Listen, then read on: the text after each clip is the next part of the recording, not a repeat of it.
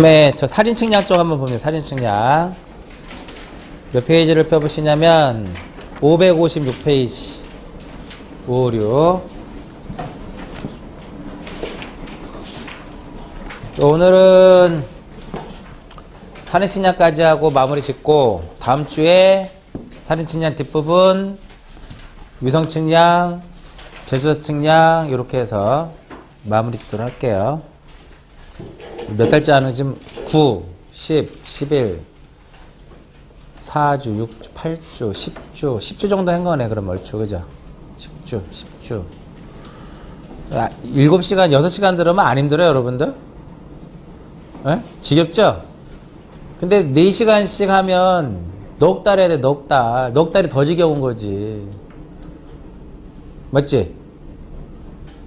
보통 우리가 그 공통 과목 같은 경우는 건너뛰지, 이렇게. 이거는 뭐야, 종합반에서 듣는 거하고 또 단과에서 듣는 것도 틀리죠? 똑같아? 비슷해? 근데 그거는 종합반만 들지 단과 뭐하러 들어? 비슷한데. 그러니까 핵심 부분만 종합반에서 봐가지고 그리고 치마 이론 단과반에서는 전체적으로. 근데 나는 그 국사라든지 국사를 한번 우리가 놓고 한번 보자고. 영어는 근데 영어는 잘 보면 영어는 이렇게 수업하고 얼마든지 만들어낼 수 있어. 맞죠? 국사가 왜 종합반이 필요하고 왜 단과반이 필요하고 왜 핵심이 이렇게 필요하냐고. 똑같은 내용인데. 달라? 여러분들이 느끼는 게 있을 거 아니야. 과연 국사가 1, 2월 강의가 있고 3, 4월 강의가 있고 5, 6월 강의가 있으면 이게 다르겠냐고. 에? 녹음기를 한번 틀어놔봐봐. 한번 1, 2월 달에 들었던 강의하고요 3, 4월 달에 들었던 강의를 똑같이 녹음을 해가지고 딱 틀어봐. 공단기에 어떤 교수님 있을 거야. 틀어봐. 똑같을 겁니다. 아마 판서도 뭐고 다 똑같을 거란 말이야. 뭐 종합반을 또 듣고 단과반을 듣고 또 핵심을 듣고 또 뭘 또 들어. 하나만 제대로 들으면 그거 갖고 정리하고 이리 정리하고 저리 정리하고 그러다 보면은 그 수강료도 만만치 않을 텐데.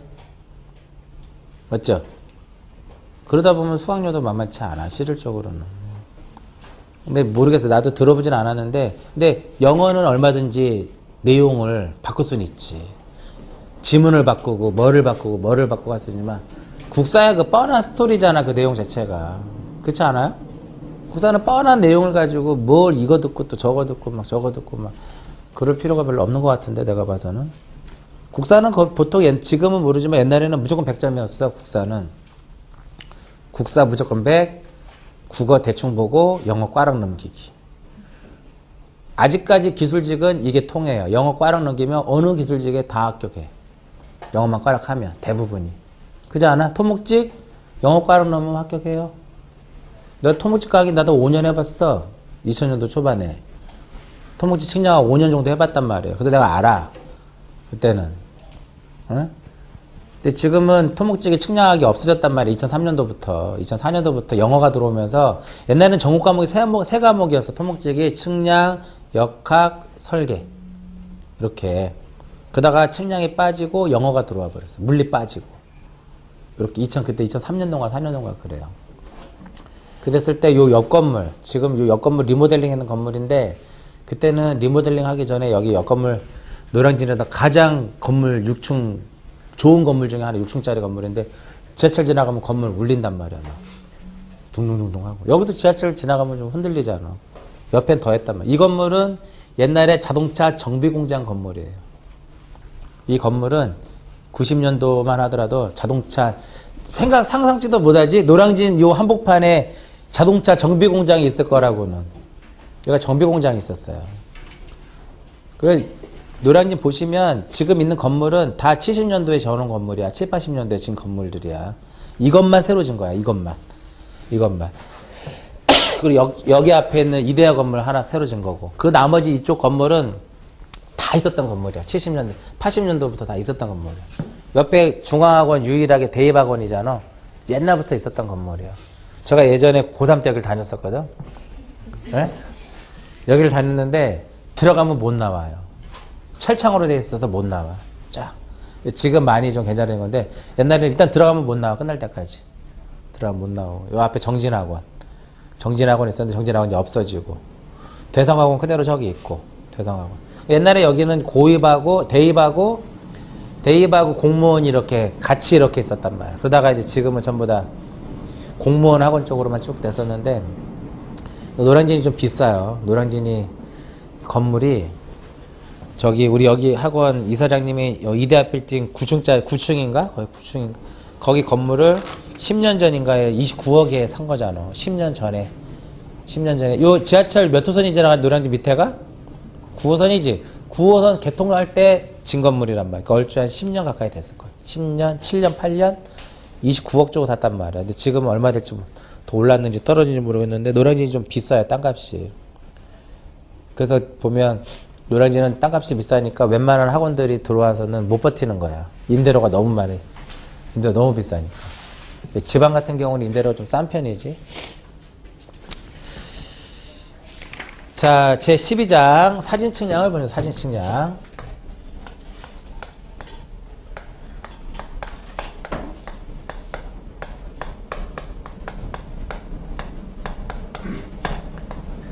이번에 이제 사진 측량에서 이제 뭐 계산 문제 이론적으로 뭐 기복 변이 같은 것도 시험에 나오고요. 이제 사진 측량에서 에포필라 기하가 나왔었는데, 그 에피폴라 기하가 최근에 들어서 나왔던 공액성과 관련된 것이 최근에 이제 우리가 처음 출제됐던 문제고, 그 한 문제를 제외한 나머지는 전부 다 우리가 기존에 나왔던 문제하고 크게 뭐 차이 없이 시험에 출제가 됐었죠. 자, 사진 측량이라고 하는 것은 말 그대로 무엇? 사진을 이용을 해가지고, 그죠? 영상을 이용을 해서 그걸 이제 해석하는 거거든요. 그래서 사진 측량의 가장 큰 특징 중에 하나가, 사진 측량은 정량적, 정성적 해석을 할 수 있는 것이 그 사진 측량의 무엇이다? 가장 큰 특징이다. 이렇게 보시면 돼요. 그래서 의의를 보시면, 사진 측량은 전자기파를 이용하여 대상물에 대하여 정량적, 정성적인 해석을 하는 학문이다. 이렇게 보면 간단하게 쭉 이렇게 나와 있는데, 사진 측량은 보통 이제 사진을 촬영을 해가, 사진 측량은 주로 이제 일반적인 내용이라 하면은 사진을 촬영을 해서 무엇을 작성을 해요? 지형도를 작성하거나, 아니면은 주로 이제 판독에 주로 많이 사용을 한다 이겁니다. 그래서 지형도도 지형도의 개념도 세 가지의 개념이 있다고 그랬어요. 맨 처음에는 도화할 때 무슨 도화한다 그랬어?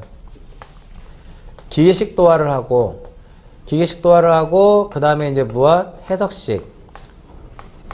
해석식 도화를 하고, 그 다음에 무엇을 하냐면 수치 사진 측량 이렇게 되는데, 요 기계식 도화라고 하는 것은 예전에 따지면 무슨 지도를 의미한다 그랬어요? 얘는 종이 지도를 의미하는 것이고, 해석식 도화라고 하는 것은 디지타이저라든지 스캐너를 가지고 이제 다시 하는 거란 말이에요. 그죠? 이제 그 해석식 도화, 종이 지도가 이제 디지타이저라든지 스캐너를 가지고 다시 이제 그 수치 지도를 만드는 것이고, 해석식 도화는 이것이 해석 도화를 하게 되면, 이제 이것이 바로 무엇이다? 수치 지도가 된다라고 말씀을 드렸죠. 요즘에는 문제에서 이러한 수치 지도와 관련된 것들도 시험에 많이 이제 출제가 된다라고 보시면 돼요. 판독도 시험에 이제 출제가 되죠. 그래서 뒷부분에 보시면 이제 판독에 대한 내용이 이제 나옵니다. 그때 한번 보시고요. 꾸준하게 시험에 나오는 것 중에 하나가 사진 측량의 사진 측량의 장점하고 단점, 장점과 단점이 꾸준하게 시험에 이제 출제되는데, 일단은 사진 측량의 단점이라 하면 뭐예요? 단점이라 하면 초기에 어떠한 그 비용이 상당히 많이 든다라는 거죠.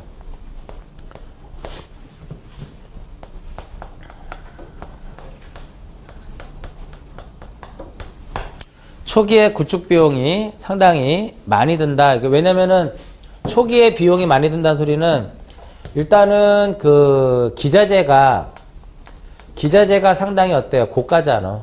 사진 카메라도 디지털 카메라로서 상당히 고가다 이겁니다. 그리고 여기서 말하는 사진 측량의 장점, 단점은 주로 이제 무엇을 이용을 해서 항공기, 항공 사진 측량을 주로 기준으로 해서 장점하고 단점을 정리를 하는 거예요. 그래서 기자재가 이제 고가인 거하고 아무래도 얘는 무엇에 영향을 받냐면은 기상조건. 기상조건에 무엇을 받는다? 영향을 받는다 이겁니다. 영향을 받고요. 그 다음에 가장 시험에 꾸준하게 시험에 나오는 것은 요거예요. 피사체의 식별이 난해하다라는 거. 피사체의 식별이 난해하다 이겁니다. 우리가 보통 사진 측량 같은 경우는 사진 측량을 가지고서는 경계를 식별할 수 있어 없어? 경계를 식별은 할 수가 없죠. 그 경계를 식별할 수 없으니까 당연히 또 무엇도 식별할 수 없냐면 행정구역. 행정구역에 역시 마찬가지로 경계도 무엇할 수 없다? 식별을 할 수가 얘도 식별할 수 없는 이러한 특징을 이제 단점을 가지고 있다 이겁니다. 그죠? 그리고 사진 측량 같은 경우는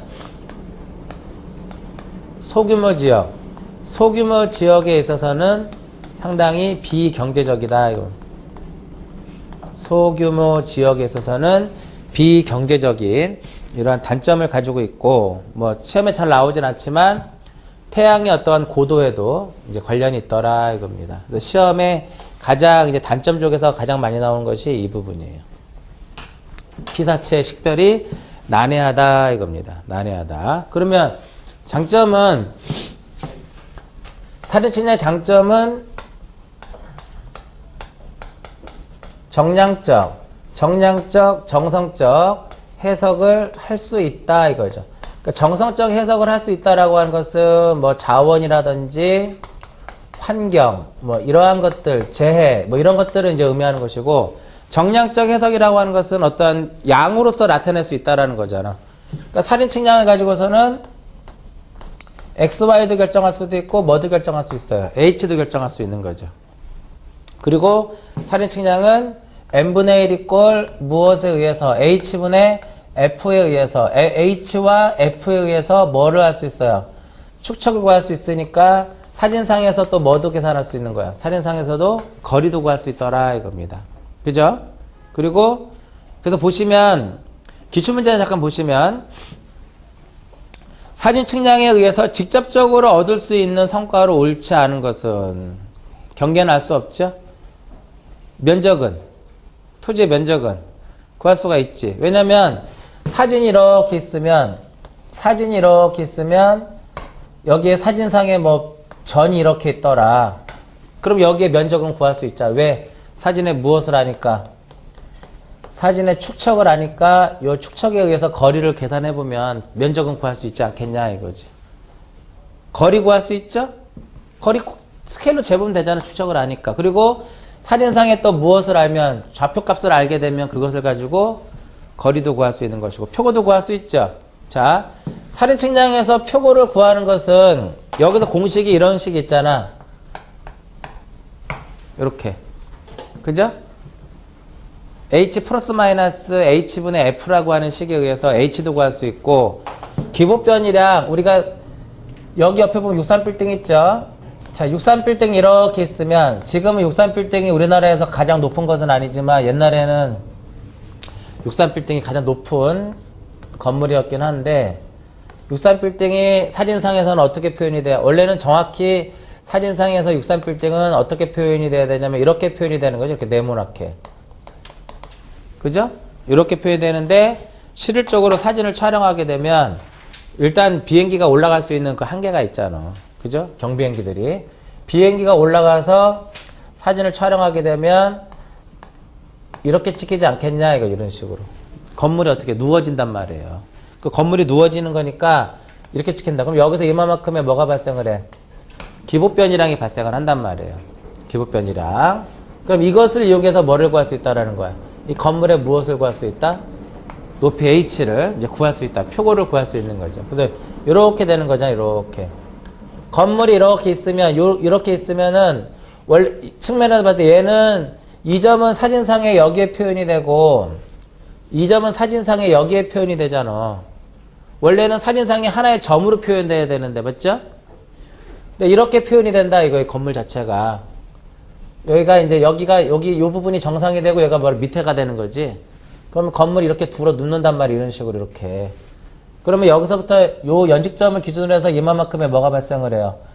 R이 발생하고 요 길이가 델타 R이잖아. 요 길이가 무엇이고 요 길이가 H고 요 길이가 뭐야? H잖아. 요게 그러면 요 H가 크면 클수록 변이량이 더 커지겠죠. 고도가 높을수록 변이량은 작아질 것이고 수축이 소축척이 되는 거니까. 그러니까 이렇게 살인 측량을 가지고 뭐를 구할 수 있다? 이러한 높이를 구할 수 있고 이것은 이제 단사진에 의해 단사진 한쪽에서 찍은 것을 가지고 구할 수 있는 것이고 이렇게 또 촬영을 하게 되면 어떻게 되는 거예요? 이렇게 촬영을 하게 되면 뭐가 발생? 시차가 발생한다면 시차차가. 그 시차차를 이용해서도 이 건물에 대한 뭐를 구할 수 있다? 높이를 구할 수 있다 이거예요. 살인 측량에서 거리도 구할 수 있고 면적도 구할 수 있고 측점의 표고 계산도 가능하다 이겁니다. 이제 근데 그건 무엇은 알 수 없다라는 거야. 경계는 알 수 없다라는 거지. 그죠? 행정구역은 우리가 알 수 없다. 왜? 살인상에서 경계가 이 경계라든지 행정구역의 경계는 선으로 그려서 표시되어 있는 게 아니잖아요. 그죠? 그래서 2009년도에 시험에 이제 출제됐었던 그런 문제다 이겁니다. 그래서 여기서 다시 여기서 H는 델타는 기본변이랑 델타를 어떻게 구해요? H분의 무엇? H분의 HR이고 시차차에 의한 H를 구하는 식은 B0분의 뭐야? B0분의 H의 무엇이다? 델타 P잖아. 결과식만 써놓게 보면은. 그래서 살인 측량에서 생각보다 많은 계산 문제가 나온 것 중에 하나가 바로 이 부분이에요. 이번에 시험에 나왔던 게 뭐예요? 기복변이와 관련 없는 거를 찾는 문제가 나왔잖아. 단답형으로. 그 기복변이는 비행고도와 관련되어 있고 비고하고도 관련되어 있고 이 사진이라고 하는 것은 정사투영이에요? 중심투영이야? 중심투영이잖아. 이런 것들도 마찬가지다 이겁니다. 올해 기출문제 있나? 기출문제 있어요 여러분들? 나도 기출문제 어디 있을 텐데 나중에 한번 봐보세요. 다음 주에 한번 보자. 다음 주에 정량적 정성적 해석을 할 수 있더라. 이게 이제 핵심인데 가장 시험에 나올 수 있는 게 요거예요. 피사체 식별이 난해하다, 용이하다 그렇게 나오면 틀리고 얘는 살인 측량은 XY뿐만 아니라 무엇도 할 수 있다? XY, Z도 가능하고 움직이는 동체도 측정할 수 있고 대규모 지역에서는 살인 측량이 상당히 어떻다? 경제적이다 이렇게. 대규모 지역에 있어서는 살인 측량이 경제적이다 이렇게 이제 볼 수가 있는 것이고 살인 측량은 작업별로 분업을 할 수 있기 때문에 분업화를 통해 능률적이다 이렇게 또 볼 수가 있겠죠. 이러한 살인 측량의 장점하고 단점 잘 알아두시고요. 그래서 꾸준하게 시험에 출제됩니다. 그래서 장점에 보면 이것도 써 있잖아. 축적 변경이 무엇이다? 축적 변경도 용이하다 이겁니다. 이번에 보니까 그 문제도 나왔나 보다. 서울시인가 어디에서 살인 측량에서 우리가 2단 촬영하는 지역은 중복도를 높이는 곳은 어디야? 비고가 비행고도의 몇 퍼센트? 10% 이상인 지역은 또 중복도를 더 높이거나 2단 촬영을 하도록 돼. 그런 문제들도 나왔었는데 어찌됐든 살인 측량은 꾸준하게 시험에 이제 출제되는데 요즘 들어서 살인 측량은 대부분이 저쪽 원캐탐식 쪽으로 많이 나와요. 그렇다고 해서 옛날에 우리가 살인 측량 방식이 전혀 안 나온 것은 아니고 기본적인 개념은 좀 알아두셔야 돼요. 장점, 단점 알아두시고 그 다음에 이제 살인 측량을 이제 분류하더라. 살인 측량의 분류법에 여러 가지 분류법이 있는데 첫 번째 이제 교재에도 이제 무엇에 따른 분류, 필름에 따른 분류가 있죠. 필름에 따른 분류가 있는데 이 필름에 따른 분류는 중요한 게 몇 개 없어요. 여기서 필름에 따른 분류에서는 적외선 사진 정도만 하나 기억하시면 돼. 이 적외선 사진 같은 경우는 주로 어디에 사용되냐면은 지질, 토양, 수자원, 산림조사. 지질, 토양, 수자원, 산림조사에 주로 이용되는 것이 바로 적외선 사진이고요. 그 다음에 위색사진이라는 것이 위색사진. 위색 사진이라는 것이 있는데 위색 사진 같은 경우는 그 천연적인 거 식물잎은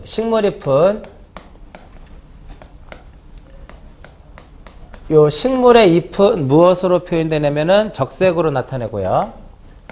적색으로 나타내고 그 밖에 것은 무엇으로 표현이 되냐면 청색으로 표현이 된다 이렇게 보는. 그래서 이거를 이제 어떤 것을 가지고 예를 많이 들어보냐면은 인조잔디냐 천연잔디냐. 천연잔디는 어떻게 적색으로, 인조잔디는 어떻게 청색으로 표현이 되더라 이겁니다. 펜크로 사진이라고 하는 것은 뭐냐면 흑백 사진이죠. 펜크로는 흑백 사진. 그 다음 이제 두 번째로 분류법에는 그 촬영 방향에 따라서 사진 측량은 그 촬영 방향에 따라서 세 가지로 구분이 되는데 일단은 뭐가 있어요? 수직 사진이 있죠. 수직 사진이 있고 그 다음에 무엇이냐면은 경사 사진. 수직 사진과 경사 사진과 그 다음에 수평 사진이 있는데 우리가 그 사진 측량은 이제 보통 이제 항공기에 의해서 비행기에다가 사진 측정용 카메라를 설치하고 여기서 이제 사진을 이제 촬영하기 때문에 이제 수직 사진이냐 경사 사진이냐는 요 카메라의 어떤 기울기가 3도 이내일 때는 무슨 사진으로 본다? 3도 이내일 때는 수직 사진으로 보고 3도 이상일 경우에는 무엇으로 보냐면 경사 사진으로 본다 이거예요. 3도냐 3도 아니냐 그죠? 3도 이내냐 3도를 넘어가느냐 그거에 따라서 수직이냐 경사로 구분되는데 보통 우리가 그 항공사진 측량은 보통 이렇게 거의 수직 사진이다 이렇게 거의 수직 사진이다 이렇게 보통 얘기를 해요. 그 다음에 경사 사진에는 두 가지로 볼 수 있어요. 하나는 무엇? 고각도. 이 고각도 경사 사진하고 그 다음에 또 하나는 저각도 경사 사진이 있는데 이렇게 보는 거죠. 이렇게 있으면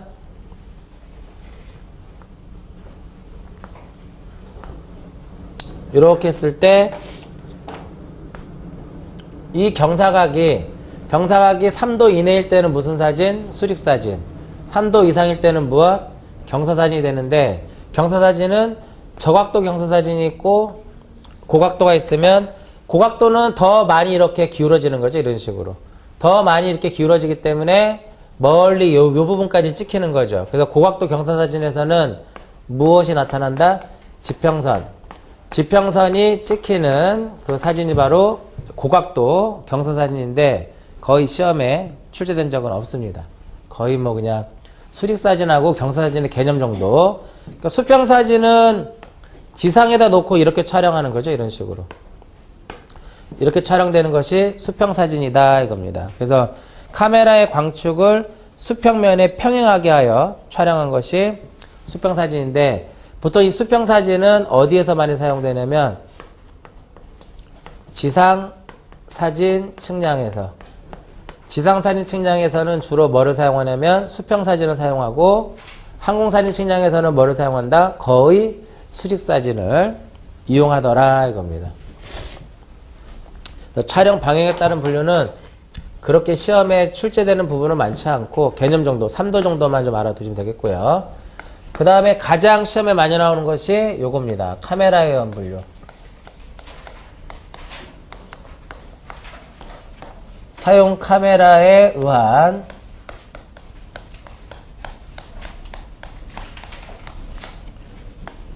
분류. 가장 사진 측량의 분류 쪽에서 가장 출제 빈도가 높은 그런 부분 중에 하나예요. 그래서 카메라에 의한 분류를 이거를 화각에 따른 분류다 이렇게도 표현하죠. 화각에 따른 분류. 화각에 따른 분류라고 하는데 세 가지가 있죠. 카메라에 일반적으로 보통각 카메라하고 그 다음에 광각 카메라하고 그 다음에 또 무엇이 있냐면 초광각 카메라가 있더라 이겁니다. 세 가지가 있는데 일단은 여기서 화각. 화각의 경우에는 보통각은 몇 도야? 60도죠? 60도고 광각은 90도고 초광각은 몇 도가 되냐면 120도가 되고 F 초점거리는 화각이 작으면 초점거리가 짧아요. 얘는 화각이 크면 초점거리가 짧다고. 얘가 88mm야. 얘는 88mm고요. 보통 얘는 152mm. 얘는 얼마? 210mm 정도 되는데 시험 문제에서는 카메라에 따른 요 화각은 물어봅니다. 60도냐, 90도냐, 120도냐를 묻긴 하지만 F 자체를 물어보지는 않아. F 자체는. 근데 보통 F가 문제에서는 88이라든지 152라든지 152로 주어지기가 쉽지가 않아. 계산이 불편하니까 150으로 많이 주어지고 210은 계산 좀 편해지겠죠? 88은 잘 안 주어집니다. 계산 자체가 쉽지 않기 때문에. 그래서 어차피 F가 문제에서 살인측량에서 계산 문제를 풀 때 F가 상당히 많은 공식에 포함이 돼요. F 자체가. 그런데 F는 다 주어지기 때문에 문제가 안 되고 화각은 각각에다 이제 보통각, 광각, 초광각에 따라서 화각이 틀려지니까 알아두시고 보통 사진측량에서 항공사진측량에서 사용되는 카메라는 무엇이고 광각 카메라를 이제 주로 사용을 하고요. 이와 반면에 지상 사진 측량에서는 무엇을 사용한다? 보통각 카메라를 주로 사용을 합니다. 자, 여기서 지표면 이렇게 있으면 여기에서 이렇게 촬영을 하지. 이런 식으로 이렇게 촬영을 하게 되면 요각이 바로 뭐가 돼? 요각이 화각이 되는 거죠. 얘가 화각이 되는 것이고 요게 바로 뭐가 돼? F가 되는 것이고 이게 무엇이 된다? H가 되더라 이겁니다. H. 그러면 화각이 똑같은 높이에서 촬영한다 하더라도 화각이 이렇게 더 벌어지게 되면, 그죠? 면적으로 봤을 때는 어느 게 가장 넓으면 이렇게 면적은 가장 크게 많이 찍힐 수 있겠죠. 그죠? 보통각보다는 무엇이? 광각보다는 초광각이 더 넓은 면적을 촬영할 수 있다 이겁니다. 여기서 요 길이가 실제 거리고 요 길이가 무슨 거리예요? 화면상의 거리, 사진상의 거리는 도상거리의 개념이 되는 거지. 그래서 축척 n분의 1은 실제 거리분의 무슨 거리? 도상거리다 이겁니다. 이걸 다시 쓰면 h분의 뭐가 되는 거야? h분의 f가 되겠죠? h분의 f. 그러면 똑같은 고도에서 촬영을 해도 F가 가장 큰 게 요거잖아. 축척으로 따지면은 가장 대축척이고 얘가 중축척이고 그 다음에 무엇이다? 얘가 무엇이다? 소축척이더라 이렇게 되는 거죠. 그러니까 축척이 작으니까 그만큼 넓은 면적을 집어넣을 수 있는 거예요. 자, 우리 사진의 크기가 요 사진면의 크기가 21 곱하기 21이란 말이야. 21 곱하기 21이면 똑같은 사진 크기는 동일한다고 했을 때 소축척이면 가장 넓은 면적을 집어넣을 수 있는 거잖아. 그래서 가장 대축척, 그래서 우리가 보통 여기서 그 일반 도화에 주로 많이 사용되는 것이 일반 도화, 그러니까 일반적으로 지형도를 작성할 때 가장 많이 사용되는 것이 광각이에요. 그 다음에 초광각은 소축척 도화용에 주로 많이 사용되는 것이 바로 무엇이냐면은 초광각이고, 보통각 카메라는 도심지에서 많이 사용을 합니다. 도심지에서 많이 건물에 도심지라고 그냥 표현하고 도심지에서 주로 많이 사용되는 것이 보통각 카메라다 이겁니다. 여기서 이제 나올 수 있는 것이, 자, 면적으로 봤을 때는 광각보다는 초광각이 더 넓은 면적을 찍어서 촬영할 수 있죠. 광각보다는 초광각인데 광각은 이게 몇 도냐면 90도란 말이야. 90도니까 가운데로 자르면 여기 몇 도? 45도죠. 얘가 1이고 얘가 1이란 말이야. 여기도 이게 길이가 얼마? 여기가 2가 되고 여기도 얼마가 돼? 2가 되니까 광각으로 촬영을 하게 되면 면적을 얼마로 보면? 4로 보면 초광각은 이게 몇 도가 돼? 120도니까 이 각이 몇 도가 돼? 60도죠. 60도니까 여기가 얼마? 루트 얼마? 루트 3이란 말이야. 그러니까 이 길이가 2루트 얼마? 2루트 3이니까 초광각으로 촬영을 하게 되면 12가 나온단 말이야. 왜? 2루트 3이 얼마? 2루트 3의 제곱을 하면 12가 나오잖아. 그럼 훨씬 더 넓죠? 그러니까 몇 배 넓어? 3배 넓은 면적을 촬영할 수 있더라. 이겁니다. 3배. 그래서 시험에 초광각 카메라는 광각의 몇 배 넓은 면적을 촬영할 수 있느냐? 그러면 기계적으로 그냥 3배를 쓰는 거야. 이거를 시험에 가가지고, 시험장 가가지고 일일이 계산할 수도 있겠지만, 그게 뭐, 이거 외우는 것도 어렵지 않잖아. 3배. 이렇게 해서 하나, 기억을 좀 하시면 좋을 것 같아요. 자, 그 다음에 이제 시험에 많이 나온 것 중에 하나가 뭐가 있냐면, 얼마 전에도 시험에 나왔었는데, 과구감이라는 과구감. 이 과구감이라고 하는 것은 실제보다 더 이렇게 높게 보이는 현상을 우리가 과구감이라고 해요. 실제보다 더 이렇게 높게 보이는 현상은 이제 과구감이, 과장되어 보이는 거지, 그치? 과장되어 보이는 그러한 현상을 과구감이라고 하는데, 이 과구감은 무엇에 영향을 받냐면은 기선 고도비의 영향을 받아요. 기선 고도비의 영향을 받는다 이겁니다. 즉 기선과 고도의 비의 영향을 받는다 이거예요. 기선과 고도의 비의 영향을 받는다 이겁니다. 그래서 이 값이, 이 기선 고도비 값이 클수록, 기선 고도비가 이 값이 클수록 높게 보인다 이렇게 되는 거거든요.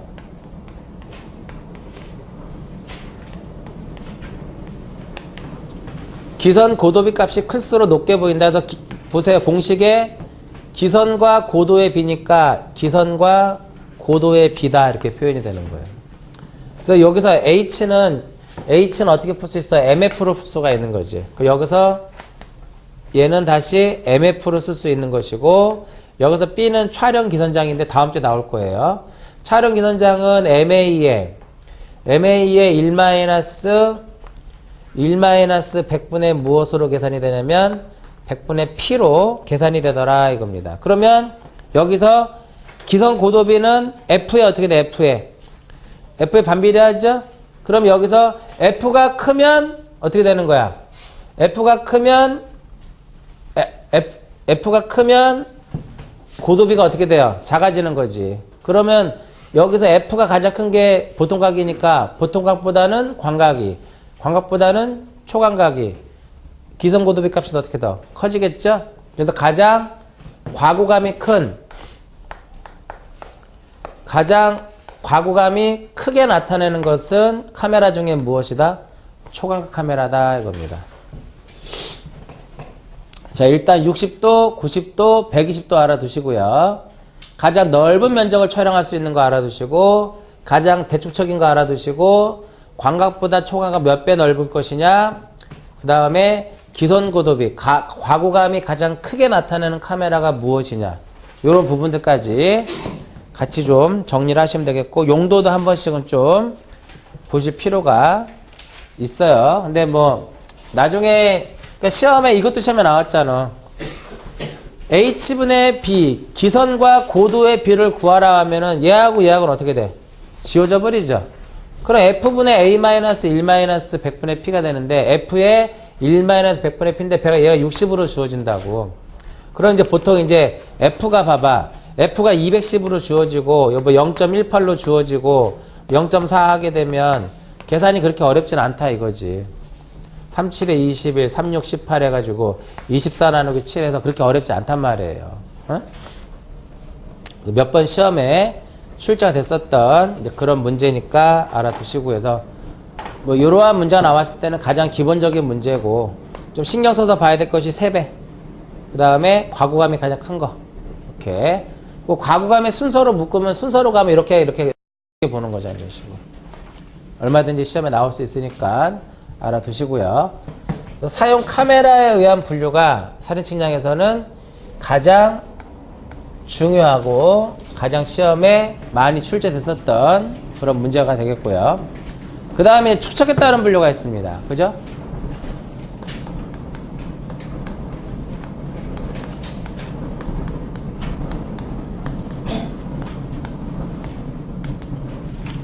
자, 축척에 따른 분류에는 이제 대축척이 있고, 이것도 마찬가지로 시험에 나온 적은 없습니다. 대축척, 그 다음에 대축척도와 중축척도와 그 다음에 무엇이냐면 소축척.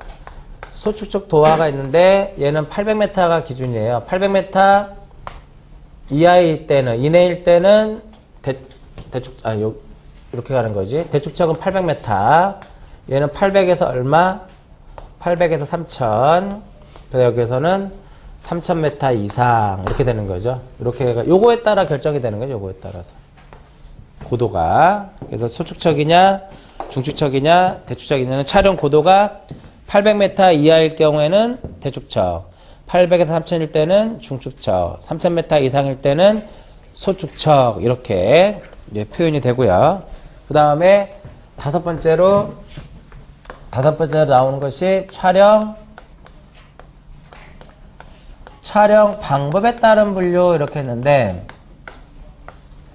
이 촬영 방법에 따른 분류에서는 이제 우리가 주로 사진 측량에서는 이제 항공 사진 측량이 있고요. 항공 사진 측량이 있고, 그 다음에 이제 무엇이냐면은 원격 탐측이 있고, 그 다음에 지상 사진 측량이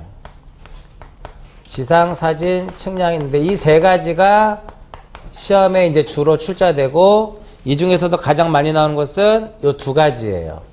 얘 잘 안 나옵니다. 그리고 비지형 사진 측량이 있죠.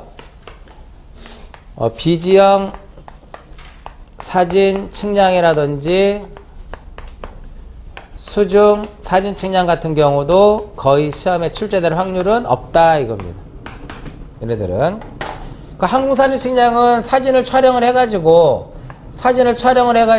이것을 가지고 주로 이제 무엇을 제작할 때 지형도를 제작을 한다라든지, 아니면은 주로 무엇에 의해서 판독에 주로 많이 이용되는 것이 항공사진 측량이다 이겁니다. 시험에 판독의 요소를 물어보는 것도 자주 나오고요. 그 다음에 지형도 제작하는 데 있어서 매수를 구한다든지 중복도를 구한다라든지 그 계획을 수립한다라든지 그런 문제들이 꾸준하게 시험에 나오고 있고요. 원격 탐측은 우리가 전산학계로 해서 시험에 나오잖아. 얘는 무엇을 이용하는 거냐면 전자기파를 수집을 하는 거죠. 전자기파를 수집하는데, 그 전자기파를 수집하는 것을 무엇이라고 하냐면은 탐측기다. 이렇게 탐측기. 센서라고 하죠. 탐측기인데, 이 탐측기는 두 가지로 나눠지는 거죠. 하나는 무엇? 수동적 탐측기라는 것이 있고, 그 다음에 무엇이냐면 능동적 탐측기가 있더라 이겁니다. 자, 수동적 탐측기는 지표로부터 무엇되는, 이 방사되는 전자기파를 수집하는 것이고, 능동적 탐측기는 반사되어 돌아오는 전자기파를 수집하는 것으로서 나중에 뒤에 나오겠지만 레이저 방식과 라이다 방식이 있더라 이겁니다. 이게 레이더 방식이죠. 레이저와 레이더 방식이 있죠. 두 가지가 있는데 굉장히 시험의 출제 빈도가 높은 부분이고, 주로 이제 수동적 탐측기는 주로 이제 무엇을 많이 물어봐요? 해상도를 물어보는 문제로서 이제 주로 많이 사용이 되고, 많이 문제 출제됐고요. 지금까지 문제를 보면 이러한 수동적 탐측기에는 나중에 뒤에 나오겠지만은 야간에는 관측을 할 수가 없어요.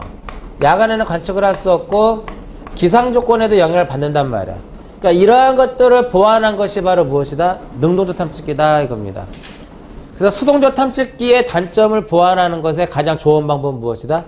능동적 탐측기를 사용하는 거야. 즉 레이더 방식이라든지 레이저 방식을 사용을 하는 것이죠. 그래서 주로 이제 시험에 수동적 탐측기는 우리가 전산학개론에서 설명했듯이 MSS라든지 TM이라든지 HRV, 아리랑 1호, 이런 킥버드, 이런 식으로 해상도를 물어보는 문제가 집중이 되고, 여기서는 주로 레이저 방식하고 레이더 방식에 대한 개념을 물어보는 거, 라이다라든지 싸라든지 그러한 것들을 물어보는 문제로 많이 출제가 되고요.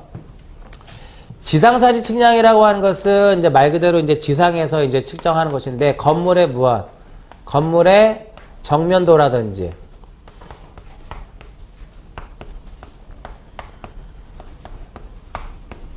건물의 정면도라든지 인면도를 제작한다라든지 아니면은 구조물의 어떠한 그 변 위를 계측할 때 주로 사용되는 것이 바로 무엇이냐면 지상 사진 측량이다 이겁니다. 그래서 거의 이제 시험에서는 좀 전에 얘기한 것처럼 항공 사진 측량하고 무엇 위주로 원격 탐측으로.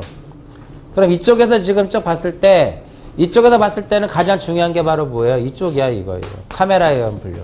가장 중요하고 개념 정도만 기억하시면 되고 그 다음에 사진 측량에서의 장점하고 무엇? 단점. 이 정도가 꾸준하게 시험에 출제되고 있으니까 알아두시고요. 그 다음에 559페이지를 보시면 559페이지 보시면 사진에 뭐가 나오냐면 사진에 일반성이 나오더라. 이건 일반성. 사진의 일반성 해가지고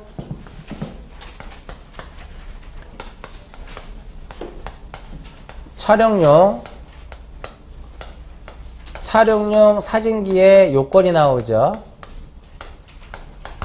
촬영용 사진기의 특성이라고, 측량용 사진기의 특징이라고 볼까요? 특징하고, 그 다음에 보조 자료와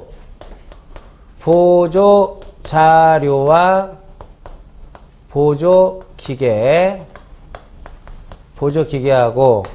그 다음에 중심투영하고, 그 다음에 무엇에 대한 것? 중심투영과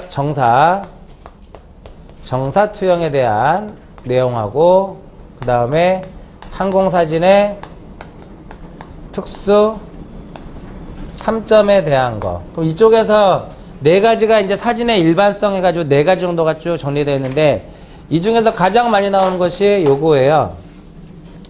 중심투영하고 정사투영이란 무엇이냐. 그 다음에 사진 측량의 특수 3점. 이쪽 부분이 가장 출제 빈도가 높다라고 보시면 돼요. 그래서 일단은 559페이지 보시면 촬영용 사진기에 뭐가 나와? 사진기에 특징이 나오죠. 보시면 1번부터 쭉 보시면 초점거리가 길고 렌즈의 지름이 크고 수차가 적고 선명도가 높고 화각도 크고 주변부라도 입사하는 광량의 감소가 거의 없고 중량이 크고 셔터 속도도 빠르고 이런 것들이 보시면 다 크고 길어. 근데 그 중에 뭐만 수차만 적더라 이겁니다. 그게 핵심이에요.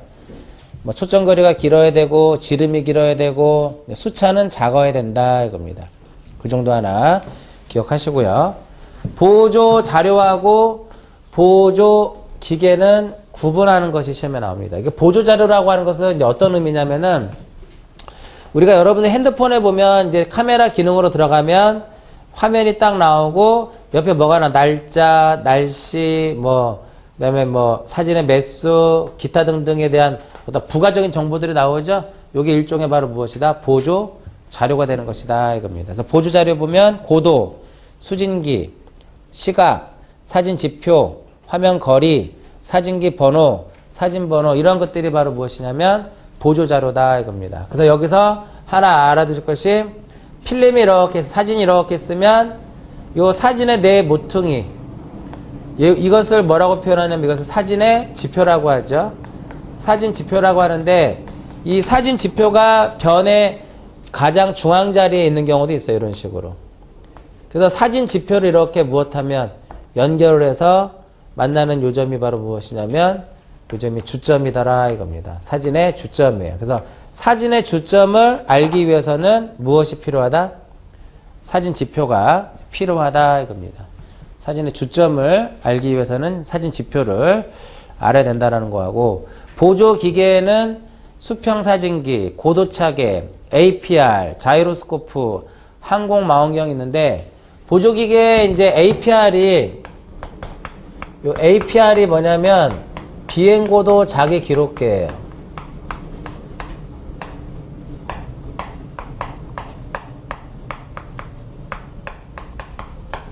비행고도 자기 기록계라 해가지고 비행기가 이렇게 쭉 진행하면서 고도를 계속적으로 측정하는 그러한 장치가 바로 APR이다 이겁니다. 고도 차계는 이제 압력을 이용해가지고요.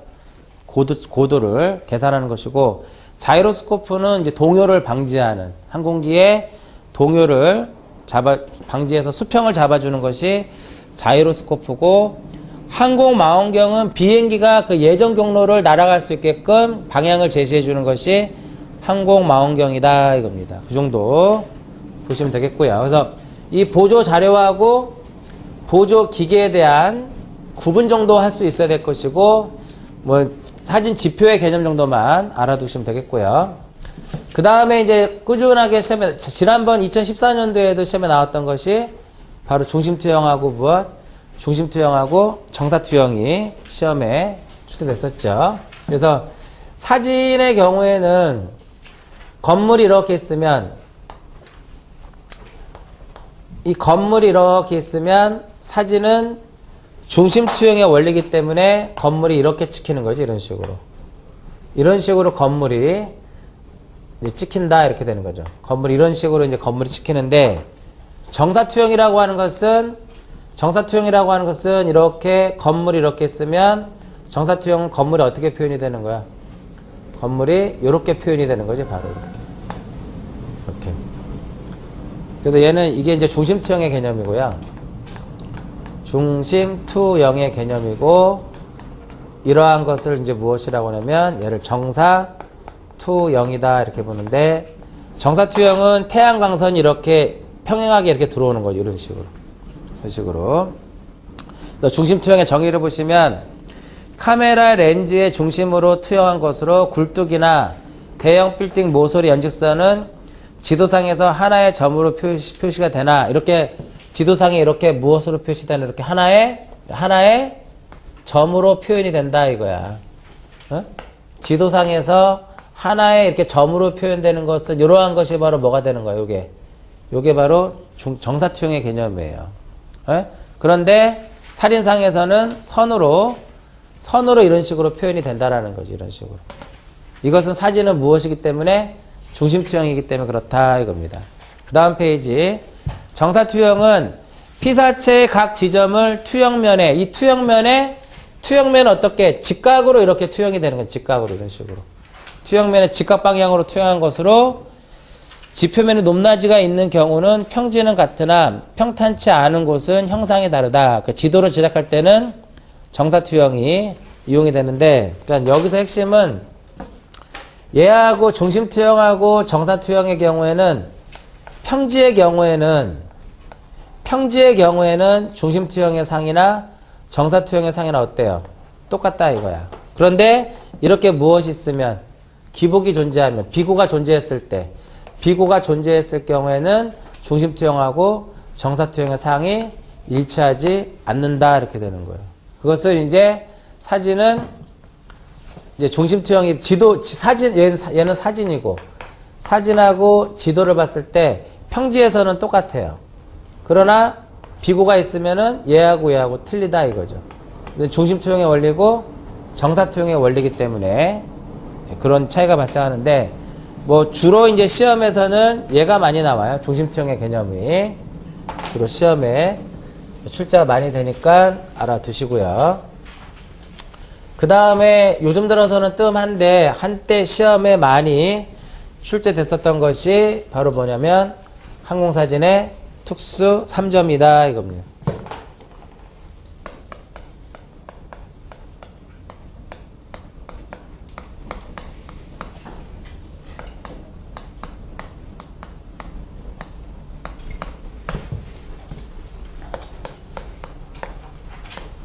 항공사진의 특수 3점은 주점이냐 연직점이냐, 주점, 연직점, 그 다음에 등각점, 주점, 연직점, 등각점, 정의를 물어보는 것이 많이 출제가 돼요. 그래서 보면 우리가 주점이냐 연직점이냐는 그 수선을 어디에 내렸느냐에 따라 틀려. 주점은 수선을 어디에 내린 것이다? 화면에다 내리는 겁니다. 렌즈의 중점으로부터 수선을 화면에다 내린 것이고, 연직점은 어디에다 내리는 것이다? 수선을 지표면에다가 내린 것이다 이겁니다. 그럼 이렇게 보시면 이렇게 쓰면 사진은 이렇게 만약에 촬영을 했다. 이렇게 촬영을 하게 되면 렌즈의 중심이 이렇게 있으면 얘가 바로 뭐가 요게 여기다 수선을 내렸으니까 요게 바로 뭐가 되는 거야? 주점이 되는 것이고 주점이 되는 거고요. 그 다음에 지표면에다가 수선을 내리면 여기다 수선을 내리면은 요게 바로 뭐가 되는 거야? 이것이 연직점이란 말이야. 결과적으로 완벽하게 엄밀 수직 사진을 촬영을 하게 되면 주점하고 연직점은 하나의 선으로 표현되는 거죠. 네? 그러면 주점하고 연직점이 하나의 선으로 이렇게 표현이 되기 때문에 결과적으로 여기서는 등각점이라는 게 있을 수가 없는 거예요. 등각점이. 그런데 사진은 이렇게 촬영하지 못하고 이렇게 기울어진단 말이에요. 약간이라도. 그래서 렌즈의 중점으로부터 화면에 내린 이것을 무엇이란다? 얘를 주점이라고 하는 거지. 그 얘를 쭉 연장을 하게 되면 얘가 지표상에 무엇이 되냐면 주점의 개념이 되는 거고, 연직점은 렌즈의 중점으로부터 지표면에다 이렇게 수선을 내린단 말이에요. 그러면 여기서는 요게 연직점이고 이것도 사진상에 얘가 연직점이 되는 거죠. 연직점. 그죠? 그래서 얘를 주점을 M, 연직점을 N. 이것을 2등분한 것이 바로 무엇이다? 이 2등분한 것이 바로 무엇이냐면 등각점입니다. 등각점이 되는 거죠. J 이렇게 돼요.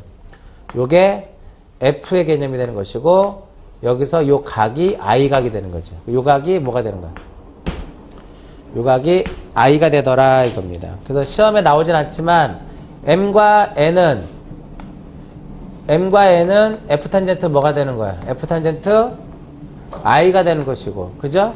MJ는 어떻게 돼? MJ는 F 탄젠트 얼마?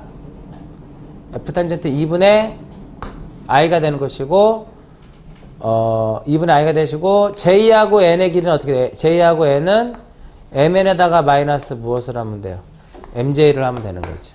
그죠? 이렇게 해서 계산하면 되는데, 렌즈의 중점으로부터 화면에다가 수선을 내렸느냐, 지표면에다 내렸느냐에 따라서 주점이냐, 연직점이냐, 이 차이가 나오는 거예요. 1번에 보면, 주점에 보시면, 사진의 중심점으로서 렌즈의 중심으로부터 화면에 내린 수선의 길이, 즉, 렌즈의 광측과 화면이 교차하는 점이 주점이다. 이겁니다.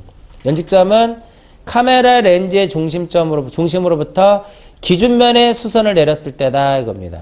등각점은 사진면에 직교되는 광선과 중력선이 이루는 각을 2등분하는 것이 바로 무엇이다? 등각점이다. 이겁니다. 그래서 계산 문제 나오기 어렵고요. 얘는 I각이 적으니까. 탄젠트 뭐 3도, 4도로 우리가 알 수 없잖아. 그죠? 그러나 정의를 물어보는 것은 시험에 많이 나올 수 있고요. 그래서 주점은 거의 수직사진에서는 사진을 해석할 때 무엇을 이용한다? 주점을 이용을 하고요. 그 다음에 연직점 같은 경우는 그 마지막에 써 있을 거야. 고조차가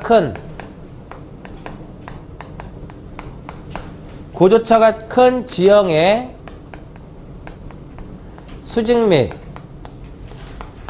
및 경사사진에 있어서는 연직점을 사용을 하고요. 그 다음에 등각점은 평탄한 지역의 경사사진.